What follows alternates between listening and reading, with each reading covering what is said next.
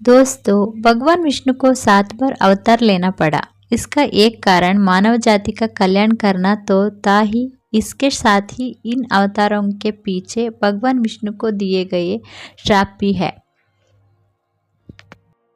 इस श्राप के कारण भगवान को 7 बार अवतार लेना पड़ा।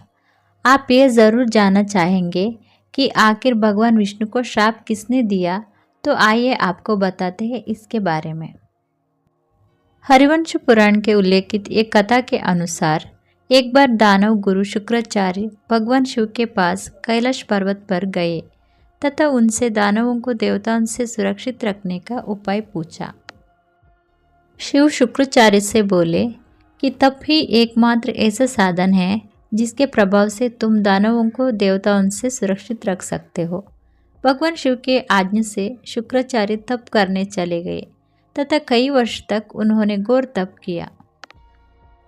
जब शुक्राचार्य तप में लीन थे, उस समय देवता और असुरों के मध्य बहुत भयंकर युद्ध हुआ।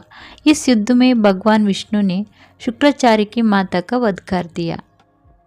जब शुक्राचार्य का तप पूरा हुआ तो उन्हें वरदान स्वरूप मृत संजीवनी की दीक्षा प्राप्त हुई।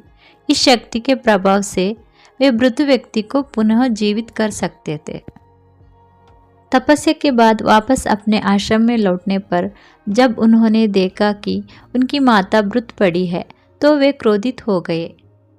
उन्होंने तपोबल के प्रभाव से ये जान लिया कि उनकी माता की मृत्यु का कारण भगवान विष्णु है। उन्होंने क्रोध में आकर भगवान विष्णु को श्राप देते हुए कहा कि विष्णु तुम्हें 7 बार पृथ्वी में जन्म लेकर मृत्यु को प्राप्त होना पड़ेगा। इसके बाद उन्होंने मृत संजीवनी मंत्र से अपनी माता सहित सभी दैत्यों को पुनः जीवित कर दिया और स्वर्ग में आक्रमण की तैयारी करने लगे।